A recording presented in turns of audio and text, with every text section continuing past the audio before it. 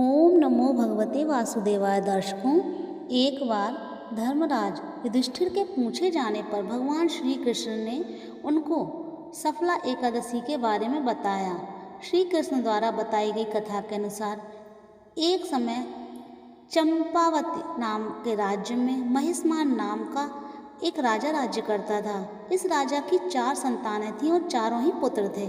जो चारों पुत्र में से जो सबसे बड़ा पुत्र था वो बहुत ज़्यादा महापापी था। उसका नाम था लुम्पक। वह अपने पिता का जो सारा धर्म था वह गलत कामों में खर्च करता था, व्यर्थ की जगहों पर खर्च करता था। वह वैश्यागमन और बुरे कामों में सारा धन व्यय कर देता था और अपने बड़ों का आदर भी नहीं करता था।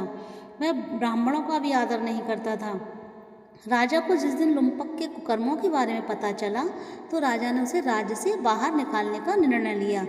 राज्य से बाहर हो जाने के बाद लुम्पक ने धन के लालच में चोरी और गलत काम करने शुरू कर दिए।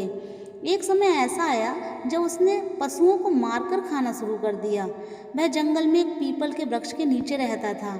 इस वृक्ष की गांव वाले पूरी आस्था से पूजा करते थे। पीपल के वृक्ष में करोड़ों देवी देवता निवास करते हैं। समय निकलता गया, वह इसी प्रकार ही पाप करके अपना जीवन व्यतीत करने लगा। कुछ समय के बाद पौष माह के कृष्ण पक्ष की दशमी को ठंड के कारण और पूरे वस्त्र न होने के कारण वह रात में सो नहीं पाया। वह पूरी रात ठंड में बीमार पड़ गया। अगले दिन उसका स्वास्थ्य खराब हो गया और वह उठने में सक्षम नहीं हुआ। जब सूर्य की गर्मी थोड़ी आई तो वह थोड़ा ठीक हुआ। वह कुछ फल इकट्ठा करके उसी पीपल के वृक्ष के नीचे बैठ गया। जब सूर्यास्त हो गया तो उसने प्रार्थना की कि मैं कल ठंड के कारण सो नहीं पाया हूँ, कृपा करके आप इस अर्पित किए फल को स्वीकार कीजिए और मेरी रक्षा करें। लुम्पक ने उस एकादशी के दिन कुछ भी नहीं खाया था, जिससे जो उसका था उपवास पूर्ण हो गया था। यह देखकर और उसके द्वारा प्रार्थना करने पर भगवान श्री विष्णु बहुत ज़्यादा प्रसन्न हुए। अगली सुबह वो ठीक हो गया और जब उसकी आँख खुली तो उसके सामने सुंदर वस्तुओं से सजा हुआ एक घोड़ा आया।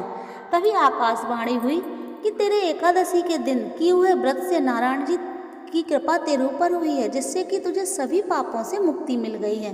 अब तू अपने पिताजी के पास जाकर राज्य को संभाल। यह सुनकर जो लुम्पक था वो बहुत ज़्यादा खुश हुआ और भगवान का मन से धन्यवाद करते हुए राज्य की ओर रवाना हुआ। उसके बाद से वह और उसका कुटुंब नारायण जी के आशीर्वाद को बनाए रखने के लिए प्रत्येक वर्ष इस व्रत को करने लगे। इसी प्रकार सफला एकादशी का व्रत और पूजन करने से अंत में लुम्पक को वैकुंठ की प्राप्ति हुई।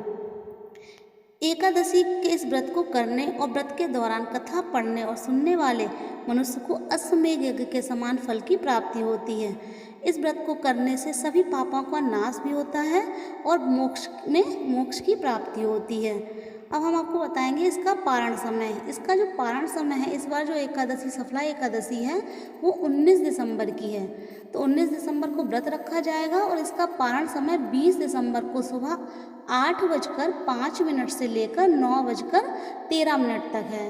ध्यान रखिए, इसका पारण समय सुबह 20 दिसंबर 8:05 से लेकर 9:13 तक इसका पारण समय है और व्रत 19 दिसंबर को रखा जाएगा। अगर आपको वीडियो अच्छी लगी है तो प्लीज़ वीडियो को लाइक करें, चैनल को सब्सक्राइब करें और कमेंट बॉक्स में राधे राधे जरूर लिखें।